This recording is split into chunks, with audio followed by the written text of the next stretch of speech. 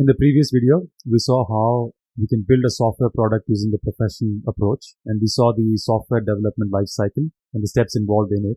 In this video, we're going to start looking at how we can build a school website using WordPress using this approach. But before we begin, let's do a quick recap of these 6 steps that we talked about in the last video. So the first step is requirement gathering and analysis. And this is the step where we analyze the situation in which the product is required. So we're not even looking at the product yet. We're just looking at the needs that are to be fulfilled by the product. And once we're done with that, we move on to the design phase where we conceptualize a product that would satisfy these requirements, and we look at how we can build that as well. And in the third phase, the development phase, we actually implement the design. We go ahead and follow the approaches decided upon in the second phase and actually make the product. Once the product is ready, we actually put it through a series of testing where we test whether the product is doing what it's intended to do. And once it is refined, we deploy it, we make it available to the end user, and then we move it on to the maintenance phase where we fix issues as and when they appear or add features on top of existing features, things like that. So this is the series of steps that we follow to produce a product that is robust and reliable and meets the needs. So for us to build this school website, we are going to follow this approach. In this video, I'm going to talk just about the first step, that is the requirement gathering and analysis. So let's start. So I'm going to create a new Google document in order to start, noting down things. And a quick way to get to a new Google document is just type docs.new and it will automatically create a new document for you. And here I'm going to call this document Shuddhi Vidya website BRD. So BRD stands for Business Requirement Document. Business Requirement Document is basically a document that contains the requirements for a certain product. And this is an industry term. So this is the BRD for the website for Shuddhi Vidya. Now Shuddhi Vidya is a hypothetical school that we can imagine for this scenario, and we're trying to build a website for this school. So in this document, we're going to document what it is that we're trying to do, and also what the needs are that we're trying to fulfill. So first point I want to make in this document is, what is this? So we want a definition for the product basically. So once you define the product, we need to look at why we need this product. So once you define the purpose of the product, we need to set some objectives to it. So once the objectives are set, it helps to know who the users are so that we can refine the specifics of those objectives. So we want to look at who are the target audience. And once you get a sense of the target audience, we want to look at specific user stories. So we'll look at what user stories are in a bit. Let's start from the top.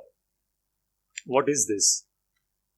So this is a website to be designed and developed for the school Shuddhi Vidya. So that is a appropriate enough definition for now. So second thing we need to address is, why do we need this product? So this counts as the purpose of this website. And broadly speaking, the purpose is to have an official means to represent the school and also have a consolidated online presence for official information, etc.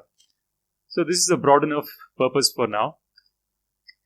Now comes the objectives. What is this site supposed to accomplish? And here we need to be a little more specific. So first thing is, we need the website to act as an official source of information and announcements. Second, we want to offer official information about applications to new students. So when the school is accepting applications for the next academic year, we need to have official information on the application process. We also want to be able to share photos of school events.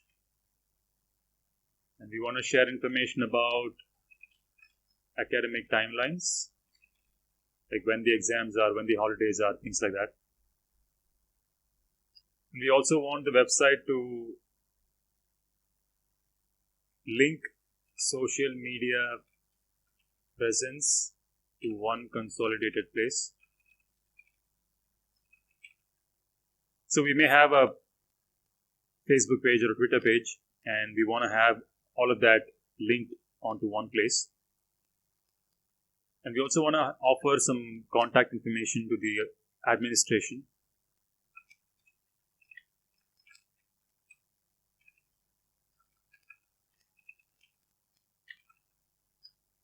And we want to give people an idea as to what the school is like. Information about schools, infrastructure, history, core values, things like that.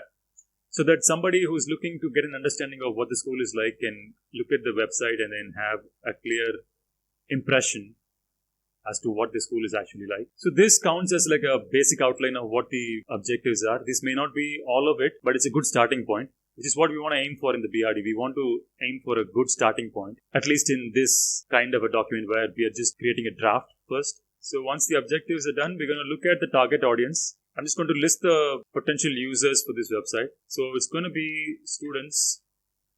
It's going to be some alumni, future students,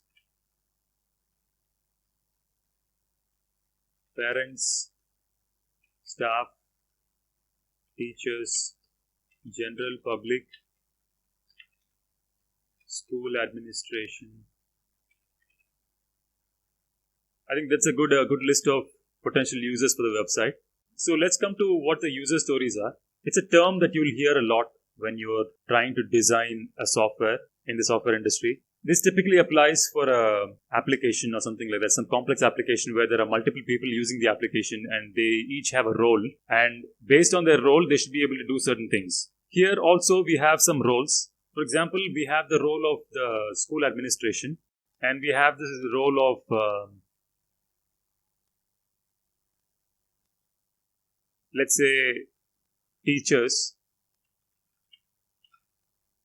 and then we have the role of a visitor. I would say these are three primary roles. Most of the people who are going to be using the website are the visitors, but the school admins also have a certain functionality, special privileges where they get to post stuff, they get to post information and then make updates to the website and things like that. And the teachers may add updates as to what's going on. And we can also have an editor who sort of moderates the content that the teacher is putting up on the website. These are few roles, and we may or may not need to look into this at depth, but I'm still listing this out here so that we get a clear understanding of the different functionalities involved and everything like that. Now let's look at some of the specific features that would be of interest. So first thing is we want to have a certain kind of an academic calendar which lists out holidays, exams, deadlines, various events. So this would be specifically of interest for the students, parents, staff, anybody who's involved in the school and they need to know the deadlines and timelines and basically that kind of thing. So next thing is the general public may want to know things like the contact information, photos of the school, in case they've never actually been to the school and they want to get an understanding of the school. Information about certifications, etc. And the future students would be interested in application process, dates and deadlines, requirements for their application. So for specific features, I think these are the three main kinds of people who are going to be using the website. And this is like a broad outline of what their needs are. So I think this first draft of our BRD looks decent. Here we have a basic outline of what this is, why we need it, what are some of the objectives, who are the target audience, and specific users with different kinds of roles as to how they use the website, and some specific features. And of course, this is not everything, but this is a good enough starting point. We may develop this document as we proceed further in creating the vision for the product. But for now, this is a good start. In the next video, we're going to use this to design a structure of a website. And we may come back to this and refine certain things before we finalize that design. But this lays the foundation for our design process. So in the next video, we're going to look at how to design a product that would fulfill the requirements that we've listed out here. Please like and share this video so that others can find it, and also subscribe to our channel so that you don't miss out on future videos. Thanks for watching. See you in the next one.